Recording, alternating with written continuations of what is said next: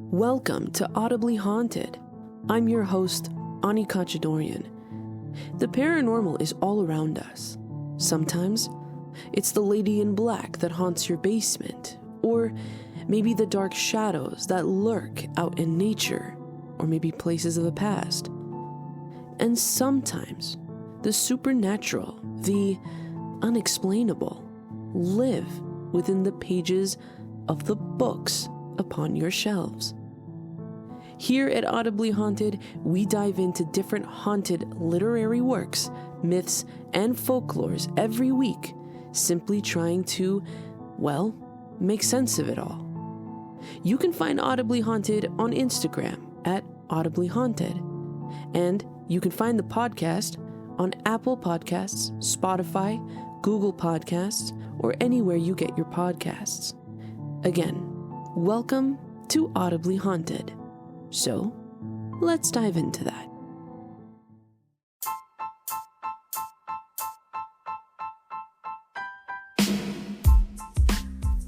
Hi there, welcome to Not Your Average Goat. I'm your host, Teisha Gillespie, and this is a show that celebrates all the shapes, sizes, and colors of diversity as well as adversity. Through authentic conversations, we hope to have an impact on dismantling societal stigma while creating a place for relatable storytelling. Well, I know that I actually first became acquainted with you by listening to a podcast episode, and by now, I think most listeners probably have tuned in to the recent interview with Elle Billing, who hosts the podcast Horror. I think your episode might have been the second one ever that I listened to with her.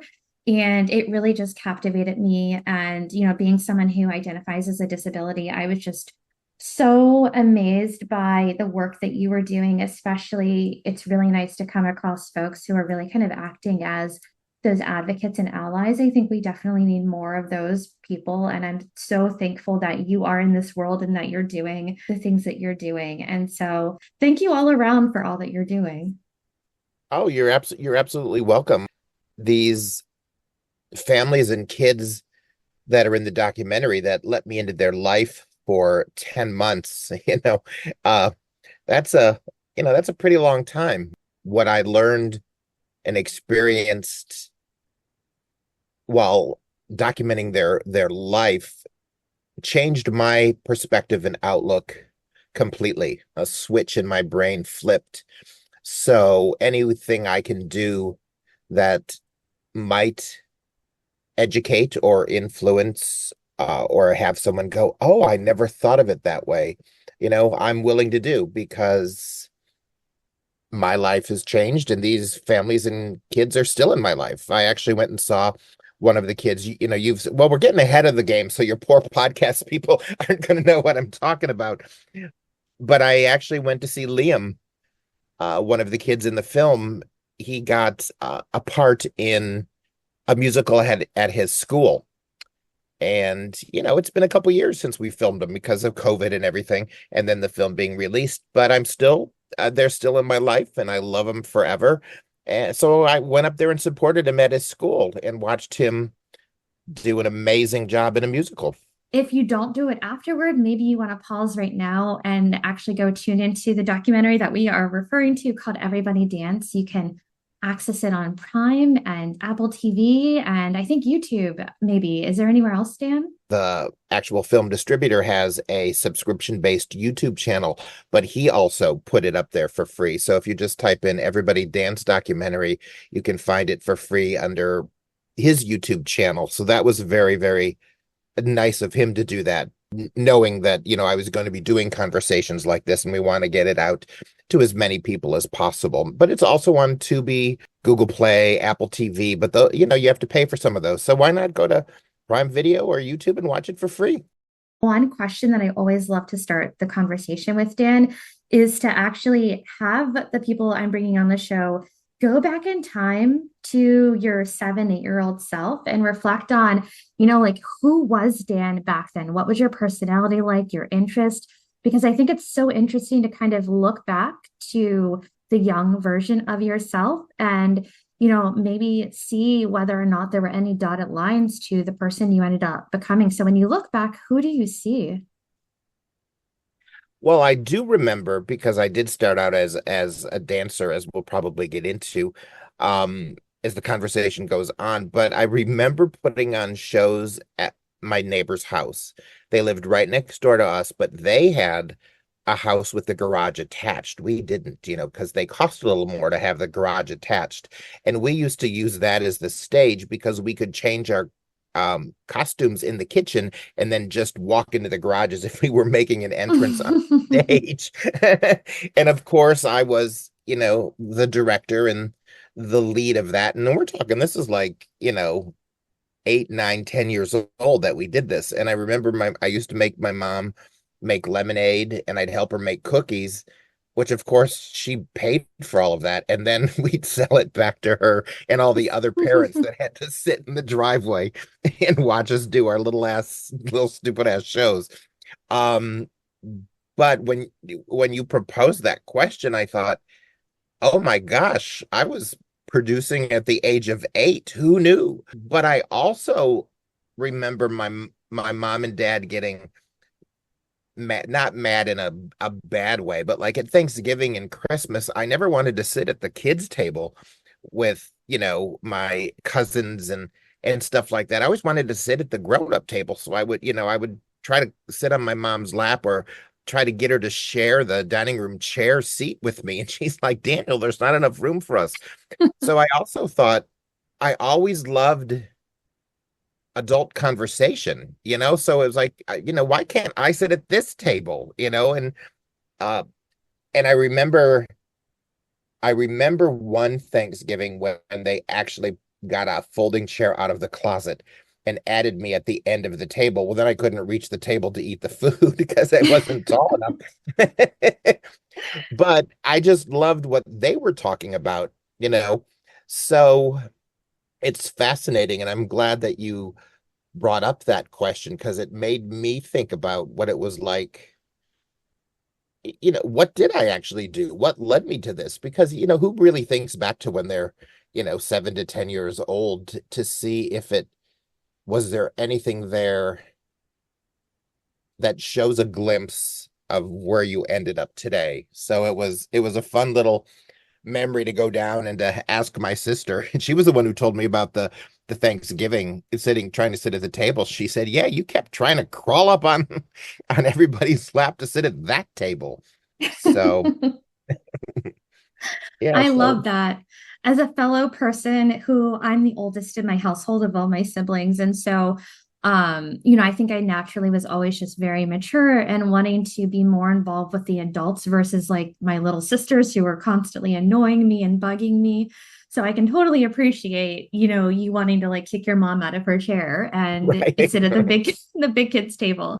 I'm curious, looking back on yourself, like, did you feel as if we already established your wisdom, but did you actually feel kind of like more mature than your peers most of the time when you were younger? Yeah, and I gravitated towards adults all my life. I told you about Mrs. O, but there was also Mrs. Sloan, who was my friend Denise. It was her mom. And again, I would sit at the kitchen table with her and discuss stuff when, I was done with my homework. And also in school, I was friends with the teachers. I wanted to talk to the teachers. I didn't want to talk to the kids. They talked about stupid stuff. I was totally that kid too. I was, I quickly established myself firstly as a brown noser. Right. But it didn't help that I identified more, after school, right before starting like extracurriculars. I would be like, and the teachers, like with their empty classrooms, they probably were like, Teisha, like, go home. I'm like tired of kids. But, I would go in and start conversations with them. And I just always felt more comfortable as well around adults. And even now, as an adult myself, I find myself still gravitating toward people who are much older than me. And maybe that's just my constant, the positive, hopefully this is super wise, Teisha, but just trying to always kind of find people who are smarter and have more experience and more wisdom than myself so that hopefully I can bring some of that into myself and continue as I get older to just, do so in a very mindful way. I think it was Jennifer Lewis, and if you don't know who she is, she's a black actress singer. She is this amazing talent. Check her out on TikTok or Instagram, wherever she is. Have your audience just check out this amazing lady. But I remember an interview with her and she said, if you're the smartest person in the room, leave the room because you're not going to learn anything. If you're the smartest person in the room, leave the room. And I just remember when I heard that, I thought that is absolutely brilliant. It, you know, and I always remembered that, and that stayed and stays in my heart. But I also remember, and I want to give a shout out to teachers because they always get it's with school starting up again soon or now.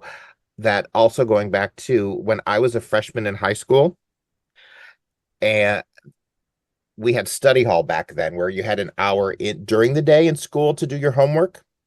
Well, not moi, because I was the one who talked all the time. And I remember back then they were allowed to tell you to write, okay, you need to write 250 times, I will not talk in study hall. I will not talk in study hall. Okay, so I did that, turned it in. Next week, talking in study hall, they upped it up to 500. I will not talk in study hall. And I was just always talking. So her name is Miss Stolarski. And what is so amazing about having conversations with adults and people like this, I am still friends with her to this day. Now we're talking 40 years later. I still talk to Miss Stolarski. We probably get on the phone twice a year. What she did in study hall is she said, since you won't shut up, I'm going to put you at my table at the front of the class. So, okay, so I didn't have any kids to talk to. Well, then her and I just started talking.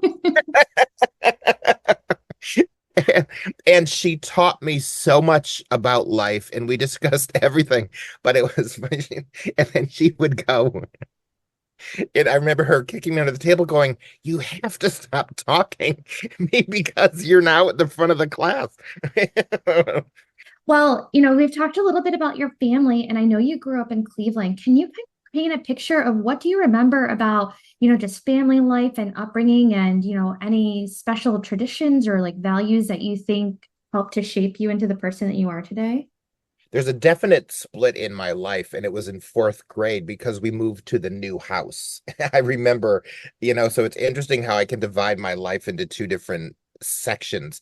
When we're able to move to the new house. And I remember my parents, and this became so helpful with me being in the performing arts, but it's helpful in any situation, in any job that you have, is I remember them making me do chores. And, it was my job to sweep the steps that went down to the basement, and it was my job to sweep the basement, and I dusted and my sister vacuumed. And I think it was such a learning experience because I didn't get an allowance unless I did the chores. And if I wanted to buy something, if I wanted to buy the new Hot Wheel, they would offer me other things to do around the house to make more money to then buy it. But it taught me a very valuable lesson when it's your money in your hand and you have quarters and dollar bills, and you now have to decide, do I really want that? Because you are now going to take some of those out of your bank and give them to someone else. So I really think that was a huge learning tool that my parents installed in me that I think isn't quite as enforced. I don't know, for it isn't quite as taught these days. So I do remember that being a huge thing. And I also remember my mom and dad took ballroom lessons. Now, I did not know how important this was until much later in life when I started doing interviews like this, that ballroom was taught in our basement because we had a new house and the basement wasn't done. So it was this huge open space. Well, they took lessons from Harvey Kerr and his studio burnt down. So what Harvey told my mom and dad is, can I teach at your house till the studio is fixed and I'll give you lessons for free? And they said, sure. So 3 days a week, all these people would come to our house, park in our driveway, and dance in our basement. And if someone's partner didn't show up, they would take the broom and bang it on the ceiling, which was the floor under the living room where I was sitting. And if they banged on the ceiling, I had to go down and be somebody's partner. Now, this is before I started taking dance lessons. So I remember one of her name was Marilyn. And she had red hair. And I remember I had to dance with Marilyn when her husband had to work late or something like that. And she wanted to lead, but I was supposed to be the guy, you know. And so I learned rhythm, cha-cha, the waltz. I learned all that stuff at that young age, but I didn't realize that it was actually teaching me something for the future. I was just like, oh, fine. I have to shut off the TV and go downstairs and dance with somebody. But when you reflect back, you think what a pivotal moment and teaching moment that was for me, because it taught me rhythm. It taught me how to count. It taught me basic steps that, I mean, look where we are now. I then became a professional dancer and then took that career to where I am now as a producer. So it's interesting when you reflect back on moments like that to see how they have molded you and contributed to what you are today. You definitely start your dance and performance career out at a very young age. I'm curious though, throughout your childhood, was there kind of a pivotal moment where you realized, hey, I think I want to do this for a living? It was the only show freshmen were allowed to audition for, and I wanted to meet more friends and stuff like that. So I auditioned for the freshman talent show, which was called The Spring Fling. And I'm also, here's another story going back to teachers. Mrs. Uhas, Claire Uhas, was the director and choreographer of that show. And to this day, I am still friends with her. I auditioned for it and I got it. And she said, Dan, you have such natural rhythm. Now, this goes back to studying ballroom in my basement, but me not knowing it. And she said, you are so good at this. And they actually put me and this girl, Lori, front and center for 3 or 4 of the routines because I could just pick up the choreography. Now, I have not studied dance yet, but I could just pick up what she was doing. And of course, it was easy. It was, freshmen, they wanted everybody to look good. But after it was over, she said, have you ever wanted to study dance? And I said, I never thought about it, but I love performing and I love to dance. And she introduced me to Dee Hillier, who was the top teacher in Cleveland. She actually came from New York and studied jazz dancing with all the top teachers up there. She was a student of the masters of jazz dance when jazz dance first started. She was there studying as a child herself. So we learned from one of the best. It was the right teacher at the right time. And I went from 1 class a week to 5 because I just had to catch up. I was 16 now, so I had a lot of catching up to do because dancers, as you know, most kid dancers, especially females, start when they're 4. And I just had to do a catch up. And Dee was gracious enough and saw something in me that she gave me that opportunity and let me take the class.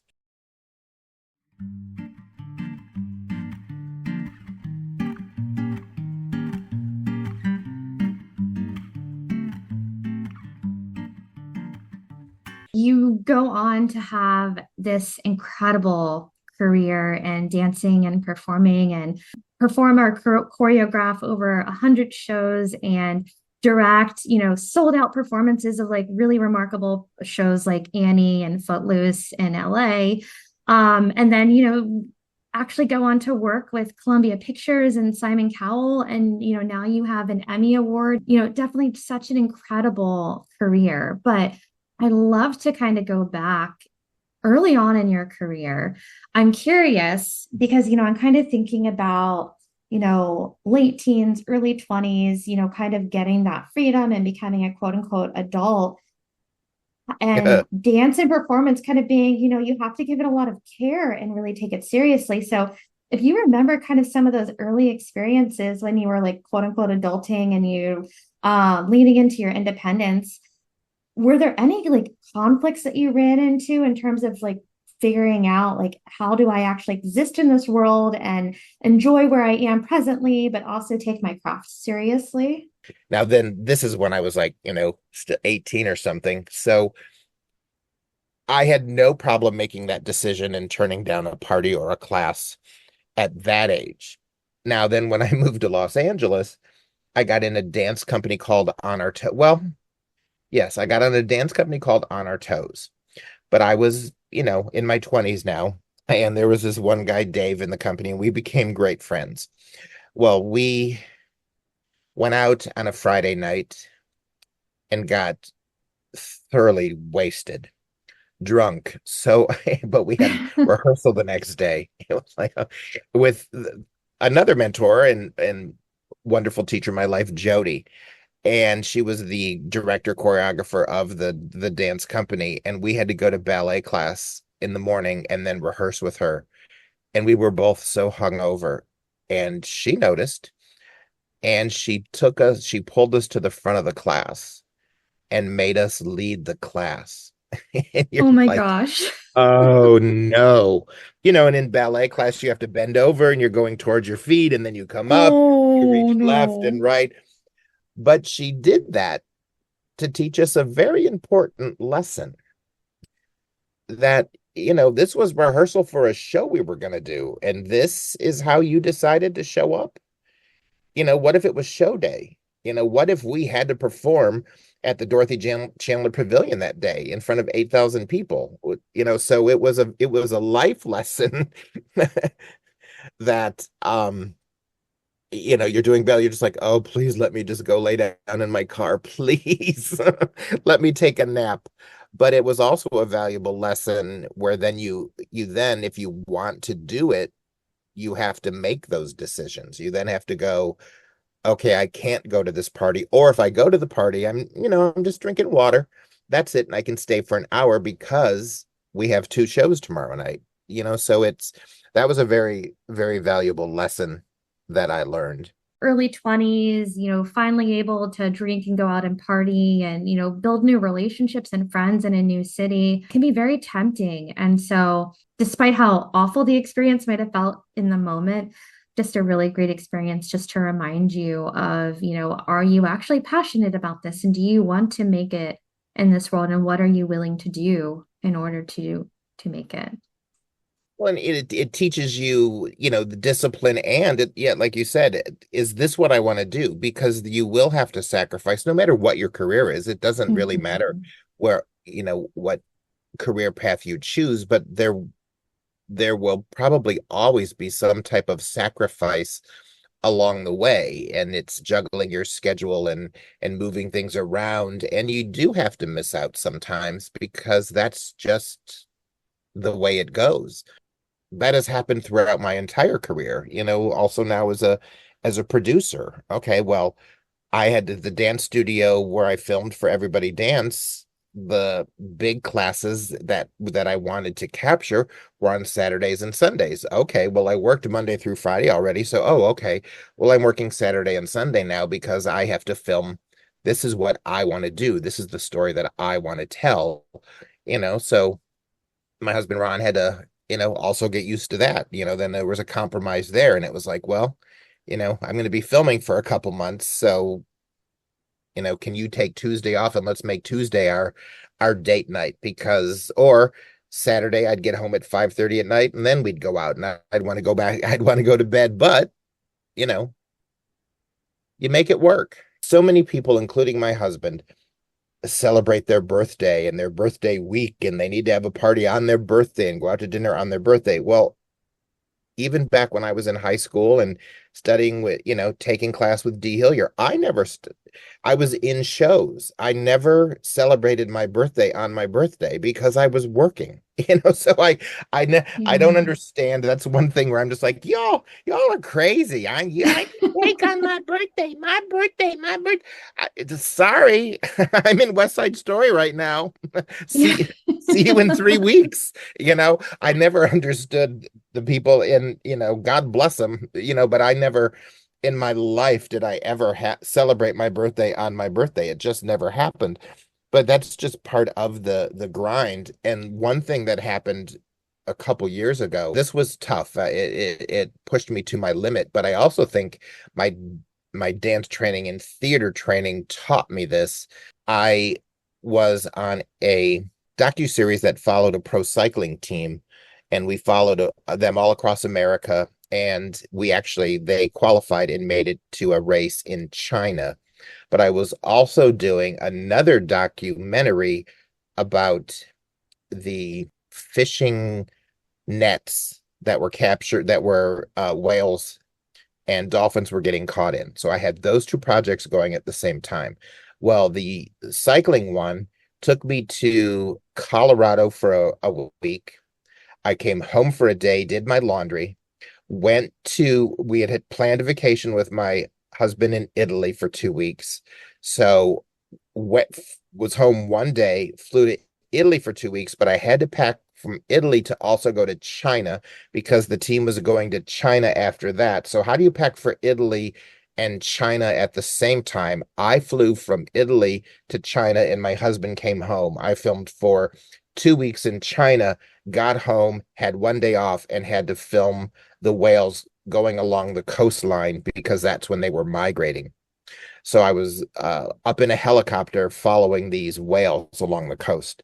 So it was brutal mentally and physically, but you can't complain about that. I was in China and the race was going along the Great Wall of China, but the race started where the wall actually started, where it was like just these little sand bricks where it was built because every new back then they were emperors. I don't know what they're called now. Every time there was a new leader, they would add onto the wall and make it bigger. So to see that and to know that history, but then to fly home and be in a helicopter over the Pacific Ocean, watching whales migrate along the coast, and you throw Italy in the middle of that. I mean, you can't complain, but I have had points where I needed to just lay down and I needed to take a day or two off, but I've been able to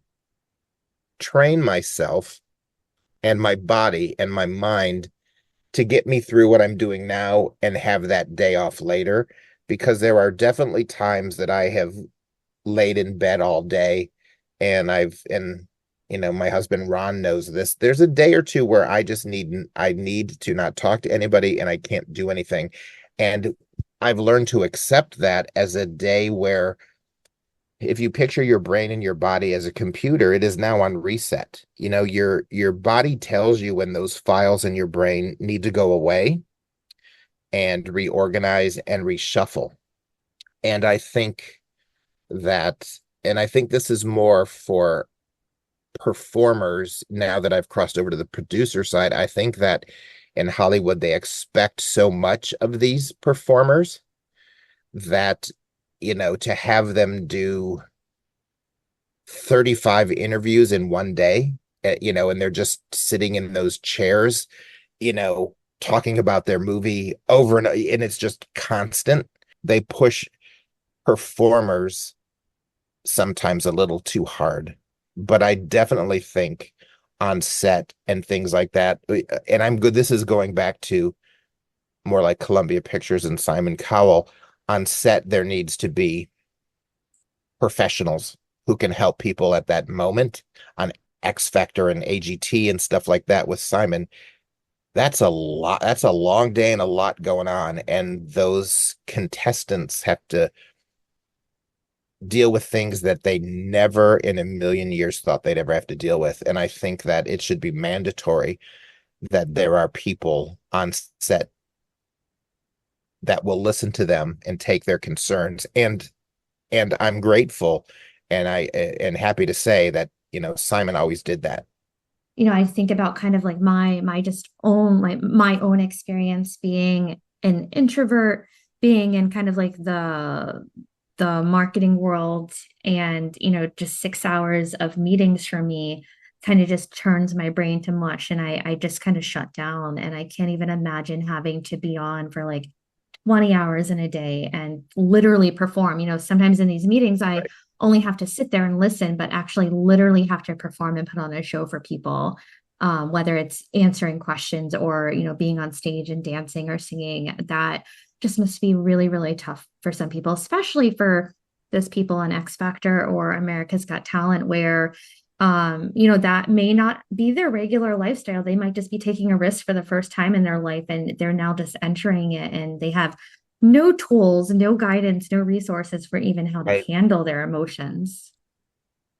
Yeah, exactly. And there was the first thing I did with Simon was the One Direction movie.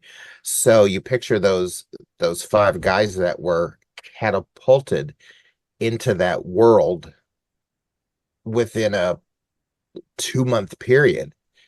You just think, I mean, it's nice to see how well all those guys turned out, because I was there filming them when they recorded their first album. I mean, I have a copy of the CD here on my wall that they signed to me. So I have, Harry Styles, they all signed it, to Dan Love, and it's all their names on there, because I was in the room when they were recording it, the first song and the first takes and tracks and stuff like that.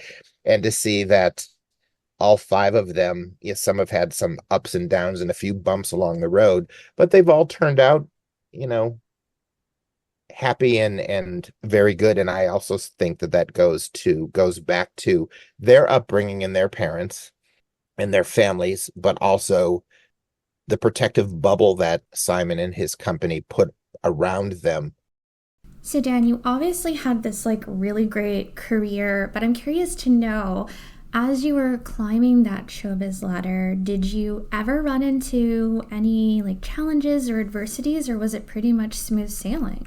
When I first moved to Los Angeles, I auditioned for a Janet Jackson video, and I twice. So I was getting up at 3 in the morning because of, I lived south of Hollywood, had to in with the traffic out here, you're going 20 Oh, miles, it's but terrible. it takes you 2.5 hours. Yeah, it's like, no matter what, it's 2.5 hours.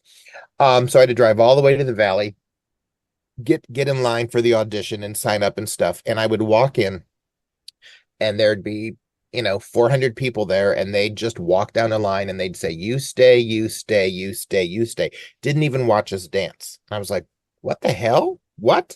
And I have 9 costume changes in my trunk, because if everybody's in black, I'm going to put on blue. It was just a lunch in the back seat just in case. And I had to leave, because they didn't even watch me dance. And that's what got me mad. So there was another one a couple months later, and again, it was for Janet Jackson, and I went, and they did the same thing.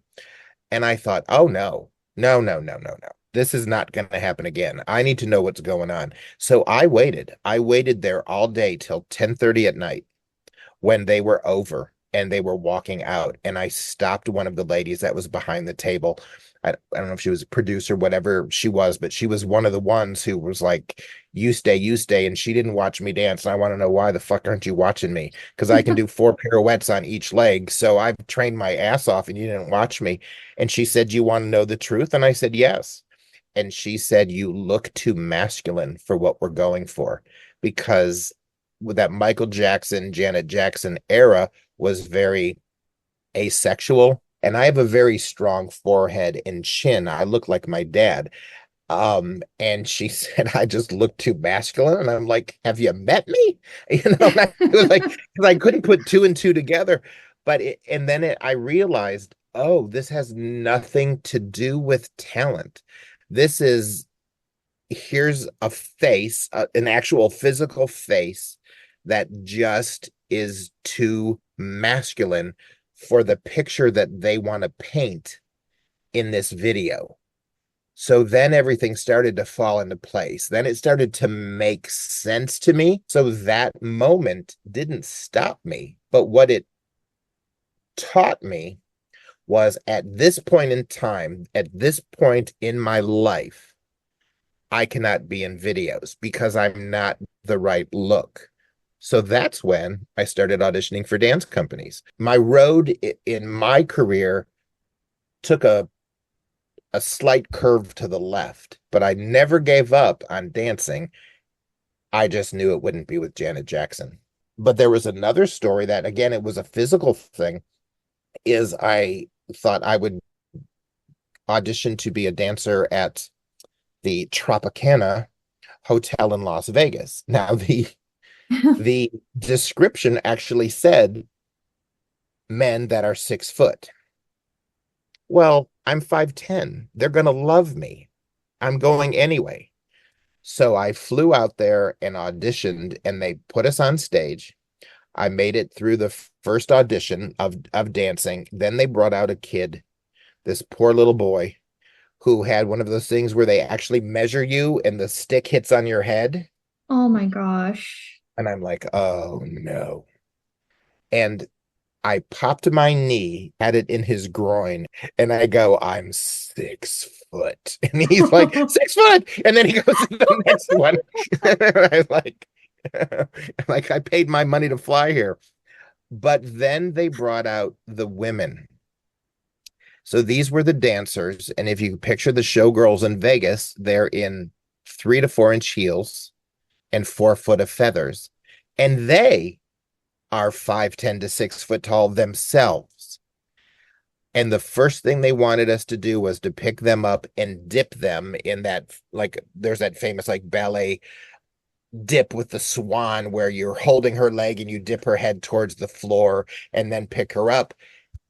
And I couldn't do it because I was too short. Her chin would have hit the floor.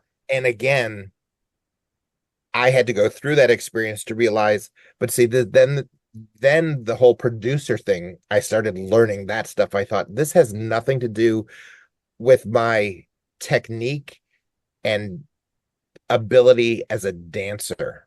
This literally is, I am too short because I physically can't do it because all the girls are taller than me. And that's just a fact of life. For that show, that particular show, all the girls were tall.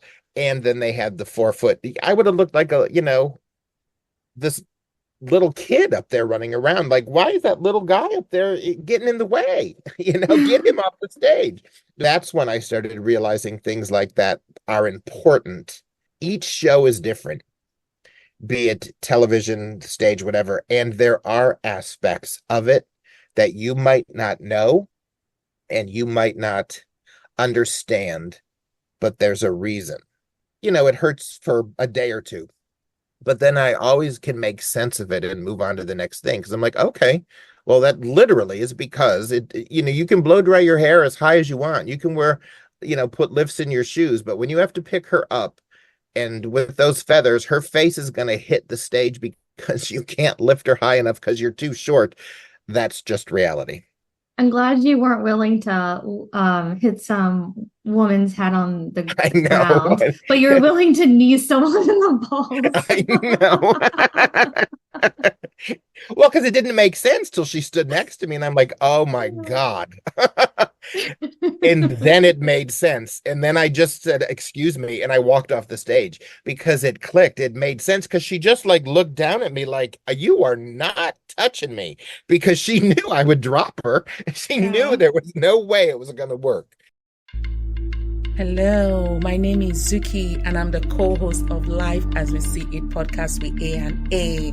Life as We See It podcast with A&A is a podcast where we bring you stories of faith, love, relationships, social issues, personal true life stories, and everything in between. Our purpose is to impact lives, to share stories that would motivate and inspire others until, getting to their purpose. So I hope you all join us. I co-host with my friend Amaka, and we release episodes weekly. So hope you come listen. We're on YouTube, Spotify, Apple, and everywhere you get your podcast. Thank you.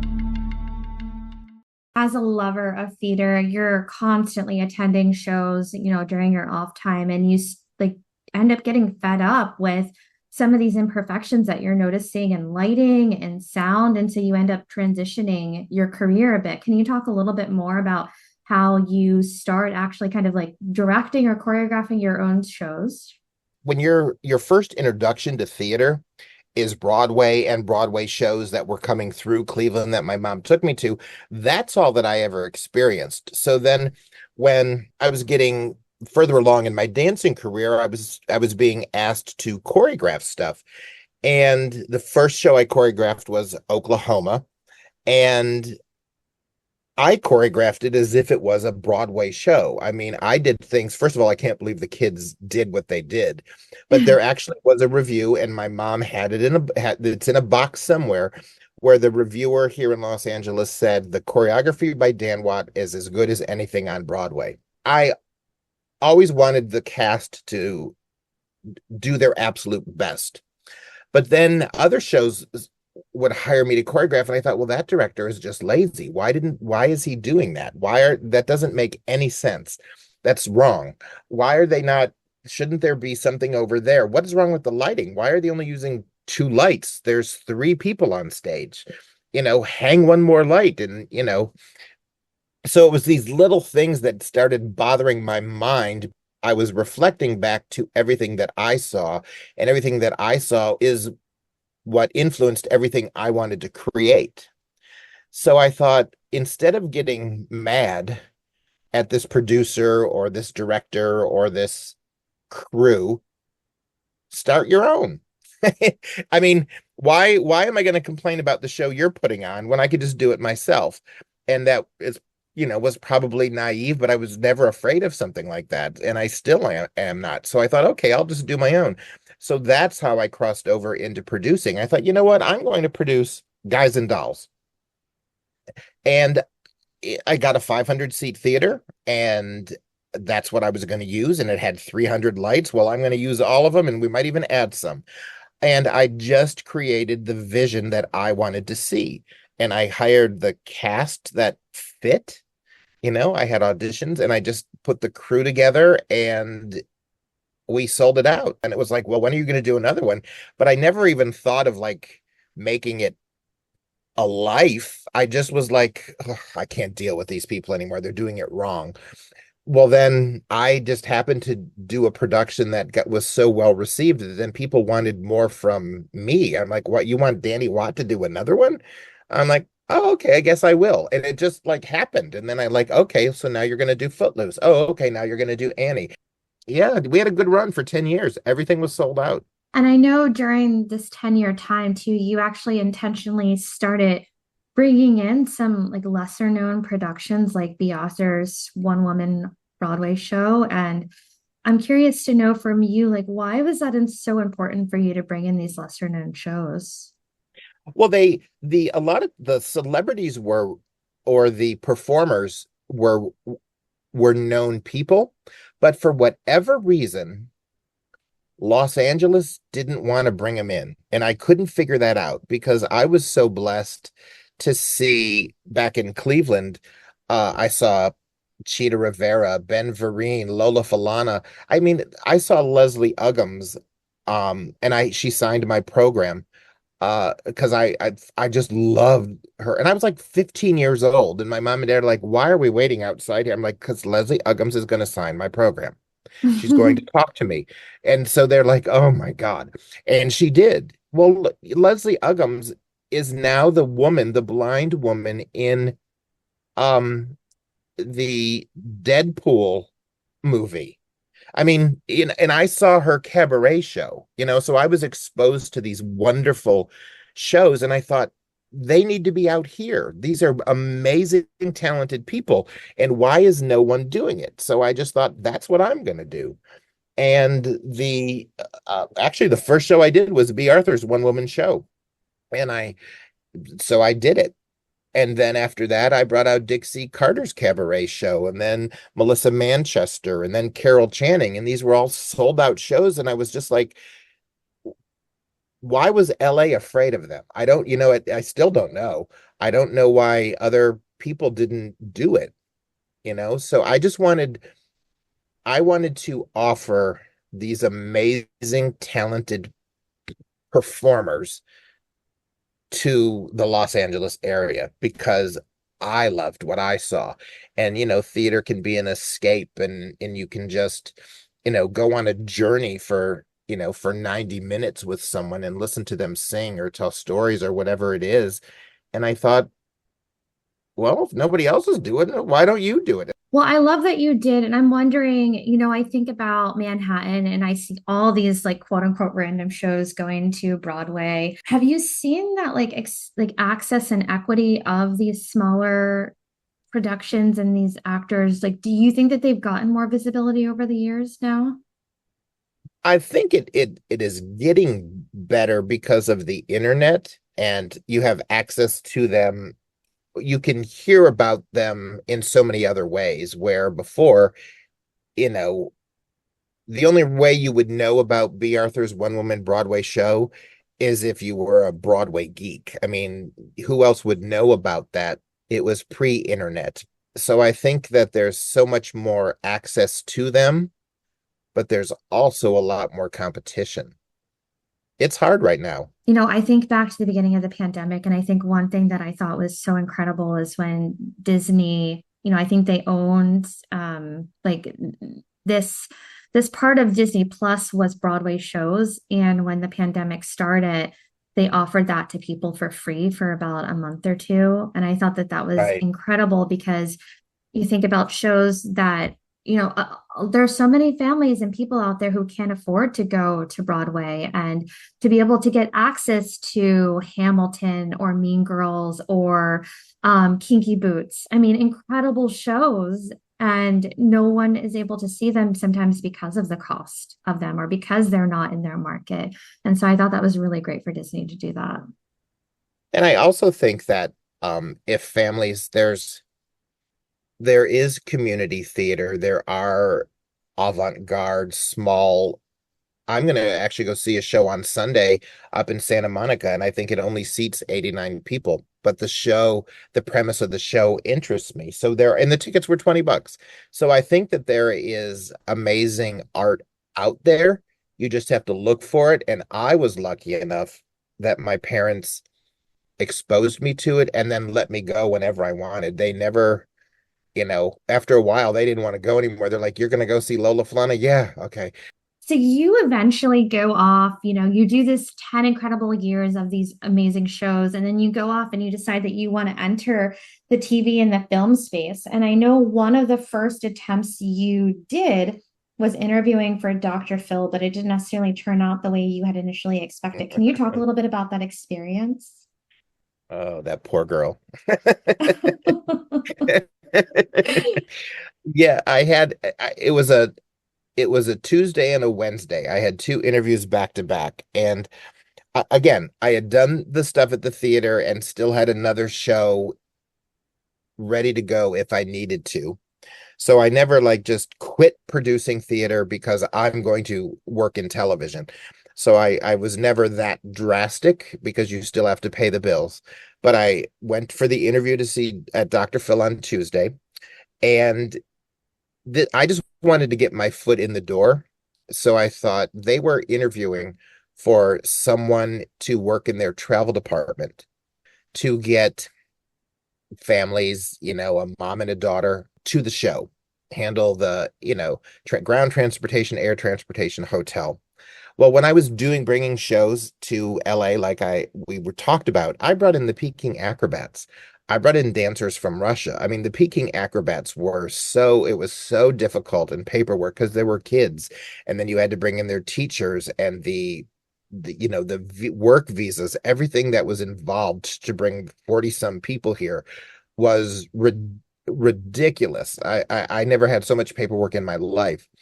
but I made it work. And then to bring dancers from these male Russian dancers, I mean, that was a whole different thing I had to learn. So I sit down in front of this woman, and I'm in my 40s, and this poor girl is 22. And she's like, there's nothing on your resume. You have no television experience. We can't hire you.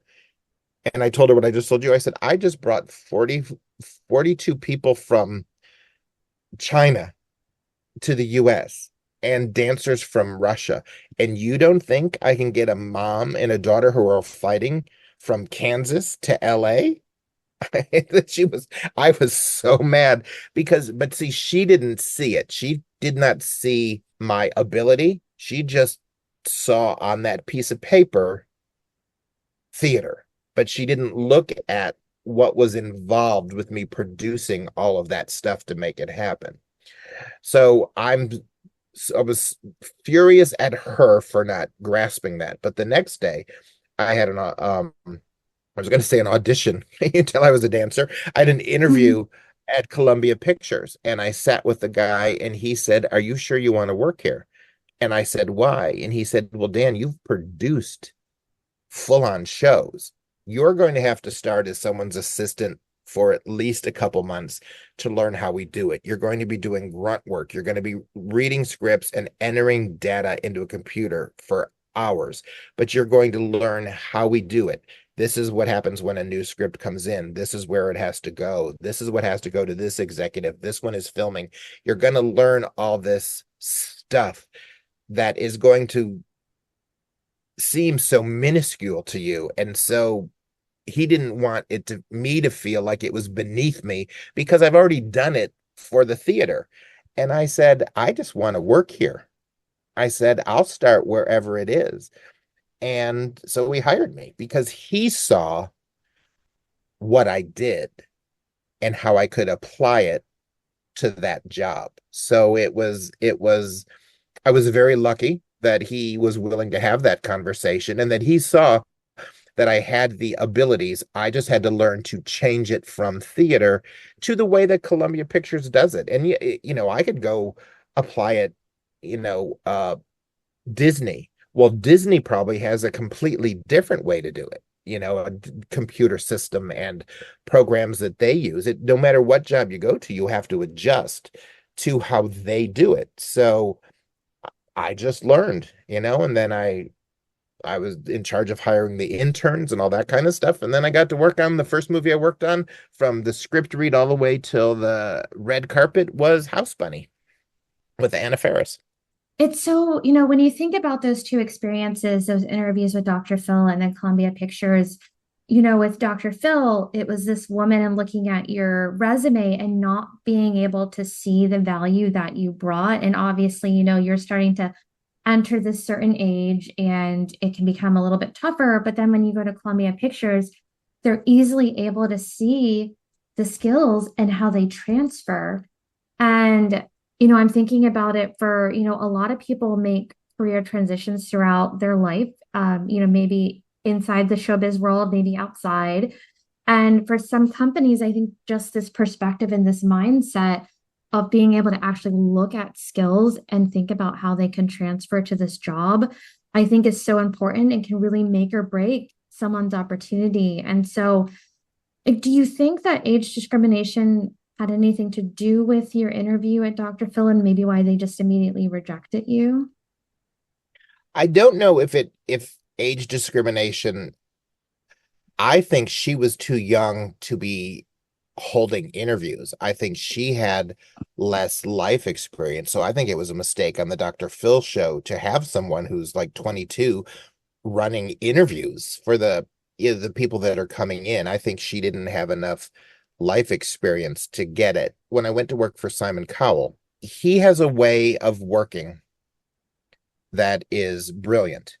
And I did not realize it until later on with me being older. He has a lot of young people in every one of his departments, but then he also has older people.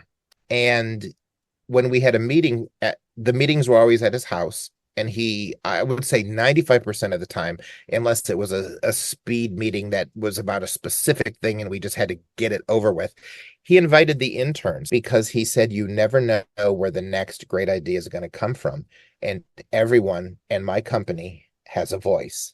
And he said, if your boss, your immediate boss, pertaining more to the LA office because he was in the UK more, if I would go to the LA supervisor and they wouldn't listen to my idea, he said, email me, I'll listen to it. And to have someone at that level and with that much power and influence and money to say, I'll listen to it if they won't. If they don't give you the time, you email me. And he would listen. And that wasn't just talk, because there was a girl over in the UK who was the assistant to one of the music supervisors, because this is when he also had his music label. And she was following this band around London, and she thought they were amazing. And she followed them for like 8 months and put together this whole presentation with reviews and photos and how their songs got better and this and this and this and this. And her boss, the guy that ran the music department at Psycho, didn't care, didn't want to hear it. Nope, not your job. You're my assistant. So she went to Simon. At that meeting that we were at, he called her up and promoted her. Her boss didn't know and she didn't know, and said, you are now managing this group. I'm going to hire him. Let's get it done. You start next week. So he is a man of his word, and he promoted an assistant who put in the time and the work of following this band, and she believed in it so much. She said, I promise you, they're going to be huge. Da, da, da, da, da, da, da. And her boss said, nope. So she went to Simon, and Simon made her the manager, and she no longer had to work for that guy. She had to work next to her boss, her old boss, because she was now at the same level with him because Simon loved what she did. That to me is amazing. He sent me a text when I decided to leave, or an email, both actually.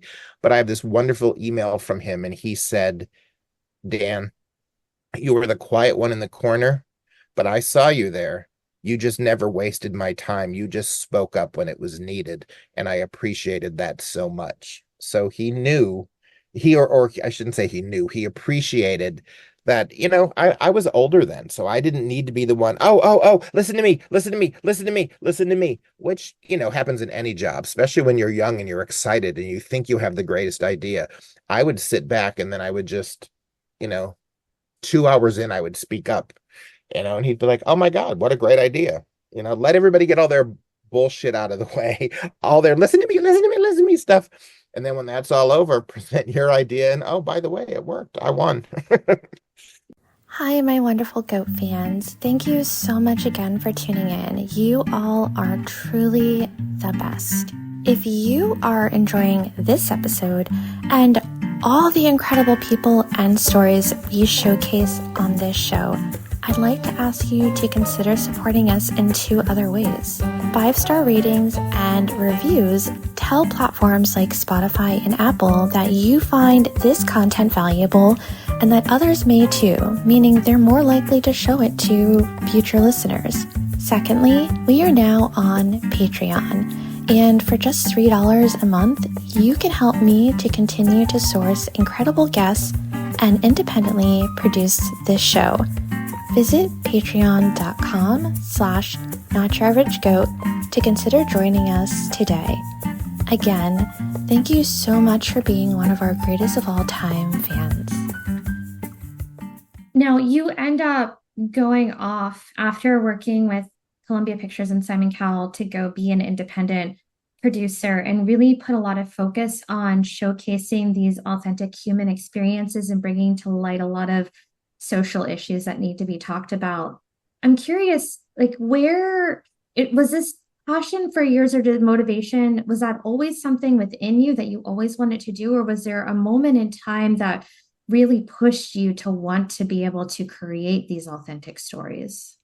When I got home from school, I would watch the Phil Show and the Merv Griffin Show. And again, when you're young, you don't realize this, but I was watching these shows, and on the Phil Show, he would have a 1 hour conversation with someone or about a topic. And he told stories that no one else would tell. He was one of the first people to ever have someone on his stage that had AIDS. And I remember people in the audience walked out. Some didn't want to come. They were trying to protest it. He had drag queens on there. We're talking back in the 1970s. But I just would watch it. My mom would be like, shouldn't you go out? Don't you want to go outside and play with, they're playing, kickball in the street. And I'm like, no, shush, I'm watching Phill. But it's interesting how when you think back and you think, why did I would sit there for an hour and watch him have these full conversations about stuff. True stories and conversation have always fascinated me and drawn me to people or away from people. I just loved it. And I knew that I wanted to tell a movie about how the arts helped people in everyday life. But I didn't know my way in. I didn't know how I was going to tell it. It was like, did your mom make you take piano lessons? Did your mom put you in theater? Okay, so your mom put you in, a kid's theater program, but look what it taught you. You can now talk in front of people because you have the confidence to do it. You can run a podcast because you were used to talking in front of people because of that, so that was my goal, was how do the arts, how can you apply what you learned in the arts if you didn't make it a career in your everyday life? But then I had a dream about two girls that I taught that had autism and their mom, Fran, and I completely, because this was like 18, 19 years ago, I'm like, why am I dreaming about Fran and her daughters? I'm like, this makes no sense. And then I had it, a couple weeks later, I had the same dream, and I trusted my gut and my instinct, which I do with most things. And I thought, this is God telling me this. I am giving you your story.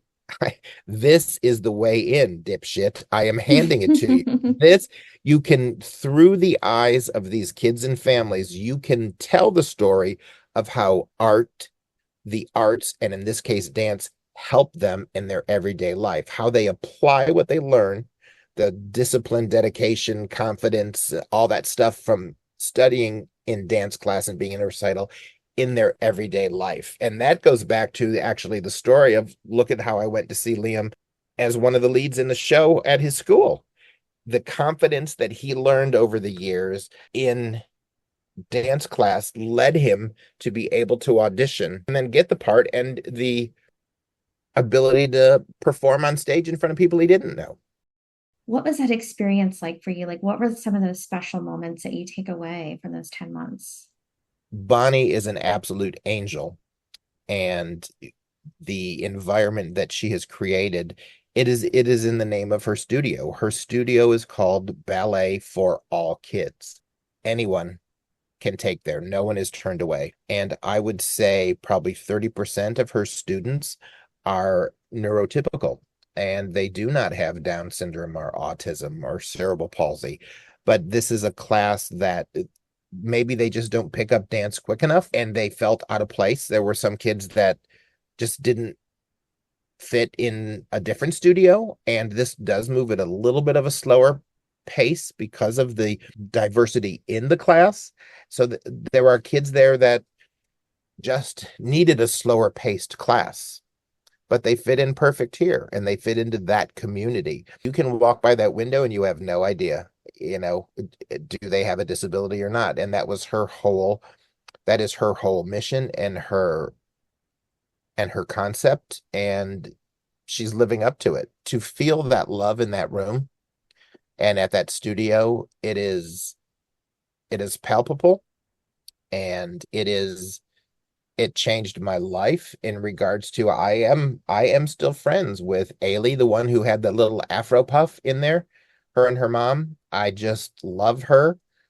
Charlie, the one who opens up the movie, she's got like the reddish blonde hair. Cute little Charlie. Her mom and dad, we probably text 2-3 times a year. These kids and families are now part of my family. They are now an extension of my family. And it was all because of what Bonnie created. There is a world there and a community in that studio that is all love and all welcoming. And it is something that our country should look at and try to mimic, especially right now with what's going on in the world, because if she can create that world that is all inclusive in a dance studio in the Valley, we sure as hell should be able to do it with our country. It was, it's so heartfelt. I fell in love with the kids. I fell in love with Bonnie, and I was actually just so impressed by not only how informative the movie was, because Bonnie has a lot of insight, from her background and working with kids of different abilities, was actually bring to the table and shed light on what the autism experience actually looks like, because I think sometimes we just have this perception in our head of what an autistic kid looks like, or how they act or behave, and how they respond to different situations. And I just thought that that was just so amazing how she approached it, and all the analogies she used, I thought were so tactical. I really loved watching her interact with the kids and how she just easily adapted her instruction. It wasn't that this was anything additional that she had to do. It was just different. And I think that that's so important, that people with disabilities, they just interact in the world in a different way. It's not a less than way. It's not,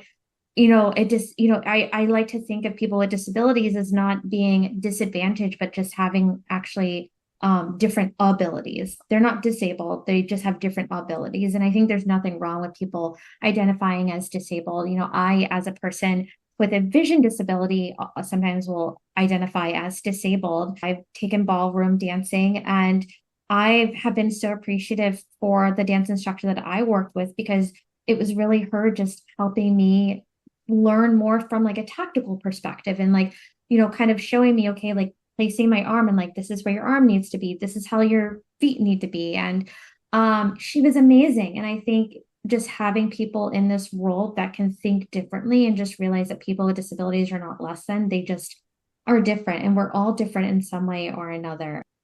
The feedback I'm getting from the different organizations that represent different disabilities is actually what means the most to me. And there's been some reviews on Amazon Prime from people that have had, there's a girl who had autism that reviewed the movie and just said how excited she was. And she, not excited, she was thankful. She said, I was thankful that you let the kids and the parents tell their stories in their words. And that was, I was very cognizant of that when I went into this venture, because I did not want it to come across as disability porn. I think that's what they call it. As a neurotypical person, I just wanted to offer them the platform. That's it. I just wanted to give them the opportunity to tell their stories and give us a glimpse into their life. So that actually would keep me up at night. I said not many things keep me up at night, but it was the night before shooting or something like that. And I'd be like, I have to make sure that I keep that to the front of my mind, because as a producer, you also have to try to make the story interesting and exciting so your audience is involved. But then as I watched the footage, I realized these stories are interesting, and these kids and families are just like my family, just like your family, just like my sister's family, just like my mom's family. And if we focus on the similarities, look what can be accomplished. These kids came together for one simple thing, one goal: to learn a dance and perform it on stage. Then that's it. That was it. So why does it have to be any harder than that? We've talked a lot about like changing mindsets, and you had, a shopping experience in Target that I think illustrated that maybe you had changed your mindset kind of unknowingly. Can you share that experience? Yeah, it was about 3 or 4 months into the filming. We started in September and it was December, and I was doing some last minute Christmas shopping, and I went to Target and was going down one of the aisles, and there was a girl laying on the floor having a a tantrum. And as I walked by, I thought, oh, I wonder if she's on the spectrum. And I just continued shopping and went on with my day. When I got in the car, after I was done with my shopping, it hit me and I started to cry. A switch in my brain had flipped. And I realized that my entire perspective had changed. Only because I was learning, I was being informed from these families and kids. I was being educated and being shown their life. And I didn't think, what a rotten child, to the kid about the girl in the store. What a horrible parent. Why isn't this being taken care of? I just thought, oh, I wonder if she's on the spectrum. And I went on with my life. And that's what made me cry. And I hoped then that I could make a film that would do the same for others, that it might enlighten someone enough and raise awareness like it did for me. That's such a great story, because I think oftentimes people would walk by and not just think like, what a rotten child, but like, what a terrible parent. Like, why do you let your child behave like this? And so I think to just have that switch go off, I think that's so incredible. And I think there's probably many switches that have gone off from people who have watched the documentary. And I'm sure that there is now more awareness and visibility on the documentary, and it will probably continue to grow, especially now that it has won an Emmy. And I'm just curious from you, what was that like when you accepted that Emmy award? It still doesn't seem real. I watched, all my life I've watched all the award shows, and I could never understand, or they go, oh, I didn't think this was gonna happen. I don't have anything written. Well, I did the exact same thing. I honest to God, one of the other documentaries was about the banning of books. And I literally thought, because that is such a current topic, that the banning of books special was going to win, because they're doing it right now. But then they told me afterwards that they rate the movies they don't rate the movies against each other anymore. They rate them on a score of 1 to 100. And every judge has to watch the movie and base it on tone, story, arc, all that kind of stuff. But I didn't know how they voted. I don't know. It's my first independent movie, and why the hell am I being nominated? Little Danny Watt being nominated for an Emmy. And I, honest to God, went in thinking the book one is going to win, and then they called our name.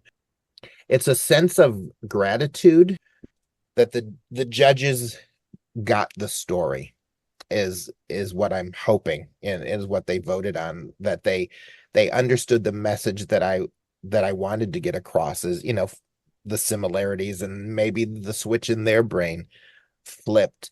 But I can say one of the most meaningful moments to me afterwards, Marlee Matlin, the actress and producer, who is actually deaf, came up to me and congratulated me about it. And again, it's the people in the disability community.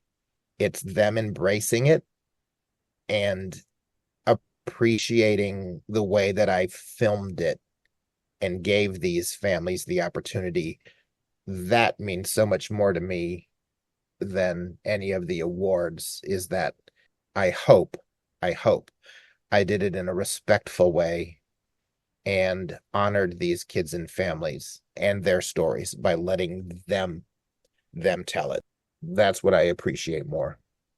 I mean, I'm not saying I'm going to give the Emmy back, because when I walk down the hallway and I see it there on the counter, I'm going to chain it down. But And I think it's your dedication to authenticity, which is something that I appreciate so much, because through these conversations on topics that need to be talked about more, that can sometimes be challenging to talk about, I really try to do it in a very authentic way. And I send questions, but I never encourage people to come with scripted answers. I sometimes go off script, as we've done a little bit today. And I think that it's through those authentic experiences that there can be so much meaningful insights and learnings and new mindsets or new shifts happening within your mindset that occur. And so I really appreciate that, and I love that that's a passion for you, through creating these different stories. And I appreciate you for getting stories like this out there. Maybe what happened in my personal life and my career might influence someone or give them hope or reignite, because we all have days where we don't feel like we can do it. It might reignite someone to know that this 40-year-old guy switched careers and decided to work for Columbia Pictures, and then 10 years later switched his career again. Or go, God, what an asshole. Why is he doing that? And I think sometimes that's what my husband thinks, like, oh no, here we go again. But it's conversations like this that you never know what might excite someone, influence someone, educate someone. So let's just keep talking. If there is anybody out there, they can find me on Instagram, and I know you'll put all that stuff up there. I'm always open to anybody reaching out that wants to talk about anything, if they're interested in the business side of what I do or anything like that. Any creatives, they can find me on Instagram and Threads. Stay away from Twitter. It's evil. I second that. Yes, I've loved how approachable you've been. You've truly been really, really great throughout the time that I've known you. And I just have one more question for you, and it's a question I ask everyone that I bring on the show. The show is called Not Your Average GOAT, and GOAT standing for greatest of all time. And I'm actually a big sports fan, so I did, repurpose that phrasing from the sports world. And I put average in quotes because everyone I bring on this show, I don't actually believe is average, but I think that their story and their journey and what they're doing deserves more eyeballs and more ears on it. And so that's kind of where the name of my show came from. But with that said, what I like to find out from the people I bring on is what for you throughout your life has kind of been your greatest of all time, whether it's a person or maybe like a milestone or an experience that has really impacted you. I would actually say at this moment in time was getting this movie done, because and to get it released, and it's hard to believe, or it's hard to accept that it because it was such a long process, and it is longer than you think when you jump and decide to do it. And it was people like Morgan Spurlock who said, do you understand what you just did? Do you know that you made a movie and it got released? People are watching your movie, and still to this day, in me saying it right now, still does not, I don't know if it happened or not. Did I really? I mean, you move on to your next thing, you're doing your next thing, you're handling this, you're doing that. There's so much involved that it to be able to sit back and go, I made a fucking movie. I mean, and people are watching it, and to think that it got released because somebody believed in it, it's mind-boggling. And I think that at the moment is one of my biggest accomplishments. And it goes back to also what Morgan Spurlock said, is everything in my life led me to this point. I was meant to tell these stories, because every step I took along my journey was training to bring me to tell this story. You could be spending this time with Ron, and I appreciate you giving me 2 hours of your day. Oh, even if it wasn't 2 hours, I pretend it was, so he had to make dinner. Is he the cook in your family? Well, we both do, but I told him today it was his day. Good for you. I hope you have an amazing dinner. And I'm looking forward to just following all the incredible things that you have upcoming. Great. And thank you so much for your time and for doing a podcast that focuses on amazing stories, because the guests that you have had on in the past are truly amazing. So I appreciate that.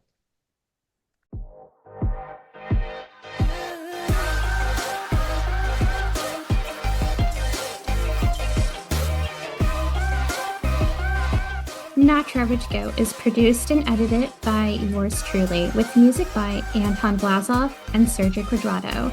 All content is copyrighted and should not be reused, reproduced, or recreated without explicit consent. Please email nyagpodcast@gmail.com for questions.